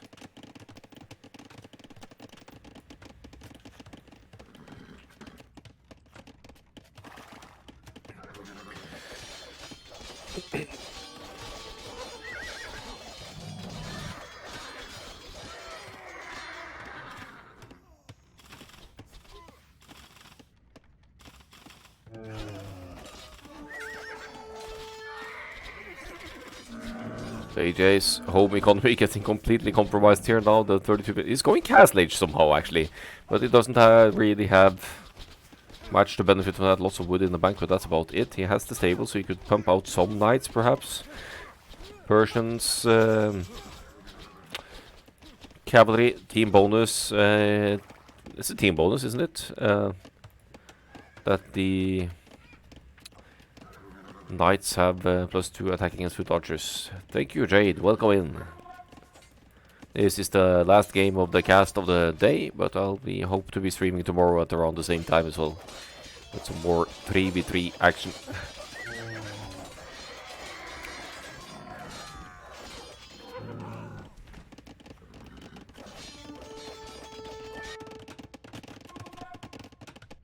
He's on the gold now for Lincoln. It's solves the gold issue once the TC completes. But in the meantime, the teammates are taking some heavy hits over here. Covenant has a significant army amount now, actually. 12, 11 archers. He's gonna lose some of them, I guess. But with some aid from the teammate here. The knights can't comfortably engage in the war. Defensive castles coming up on either side here. Hindustani castle on this side could also go into Gulams against ranged units, couldn't they? If they're subject to raids at home, so...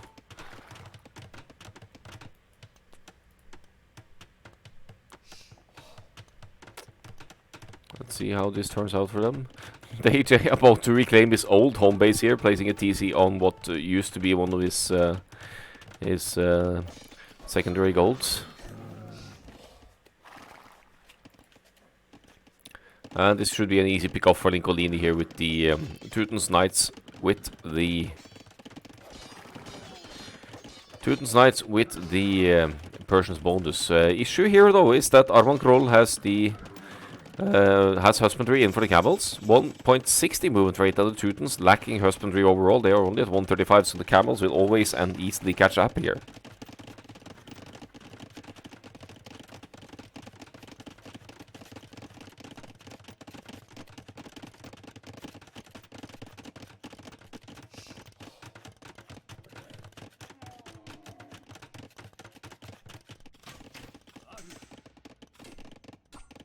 Oh, we have some red movement in the Aztecs base here. Full on towers defense for Minas Beta currently, aside from the castle over at that side. Crossbows being pulled home though, and there are more than Belgians crossbows. The Eagle Warriors, they're not yet in... Oh, that's a lot of Eagles actually, so I take that back. There's lots of Eagles total in the making. They have the +2 defense, but the castle and the Mangonels here, this could switch up the numbers real quickly. Oh! Okay, we need to see that one again.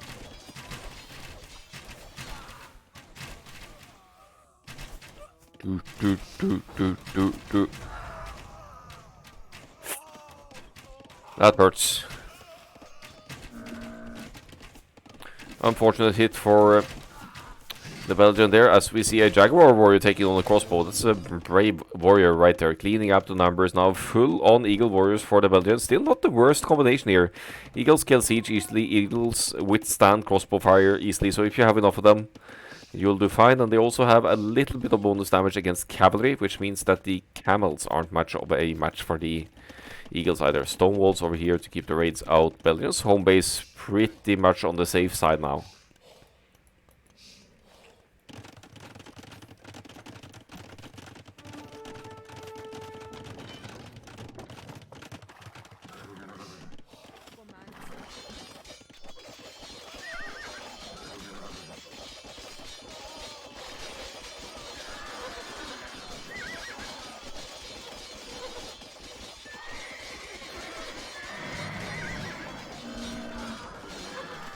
Good raids from Nicolini and the Belgian here, but the Hindustani's pocket has been untouched the whole game, so Arman Kroll dangerous here. It's going Imperial Age as well. 25 camels to benefit from the Imperial Age upgrades. No one on BOA Constrictors are even close to the Imperial Age transition. Belgian is massing Eagles still. That means that the Imperial Age transition is far away here, getting great trades against some of the camels here, but there's 5 stables producing for Arman Kroll, so taking some losses here. That's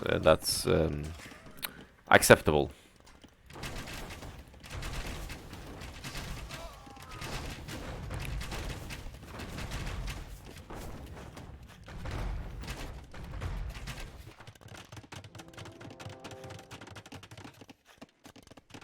Nice castle here from Arban to deny some gold access of DJ to the side here. It's going to take that gold. Safe gold access for DJ on the area here, but no military whatsoever from DJ. Just trying to boom back into it with the Persians here, but that hurts his team. Kråkeshotte, they have 112 military. BO5 Constrictors only 44.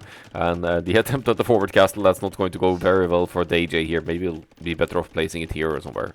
But it doesn't make sense anyway, because Arman Krol is in the Imperial Age. Why would he even try to forward castle a player who is already in the Imperial Age and could drive it down? Oh no! Covenant. There we go. No ballistics yet for the blue player, but certainly getting value against some of the villagers there, taking them out. And now the Belgian taking a beating at home base as well. Is going to lose the... yeah, 1 out of 2 TCs here rather quickly. Desperately tries to keep it alive to defend here, but the Arman Krol also already has heavy camels in the knights. The Teuton's knights will be getting some hits in on the crossbow mass here, but the camels deal with the Castle Age knights easily. Even Imperial Camel is on the way in here. Arman Krol, 43 eco kills this game, 0 losses, which is pretty darn good in the positions he's in currently.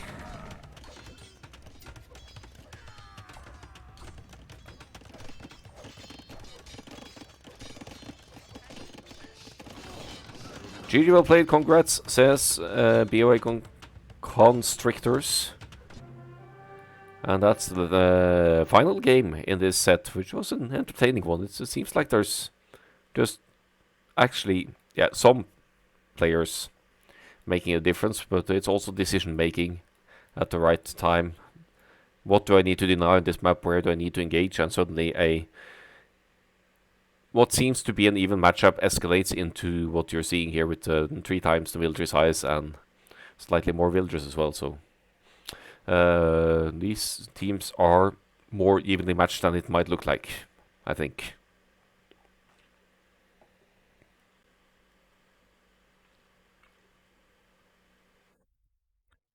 So having a look at the the KD situation here.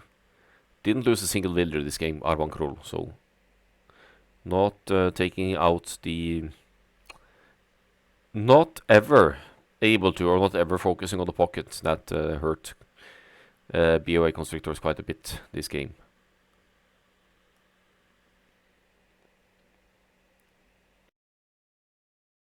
Yeah, communication is important. Ridiculous eco lead here for Hindustan. It's cheaper villagers. Great boom. How many TCs in the end? I think 3, right? 3 TCs. But also 117 villagers.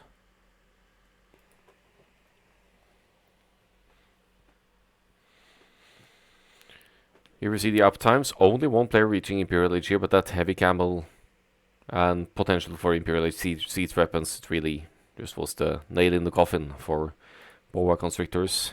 Entertaining to see a douche from flank in a team game. Don't see it all that often, so it's nice to see the off-meta approach, even if it doesn't work.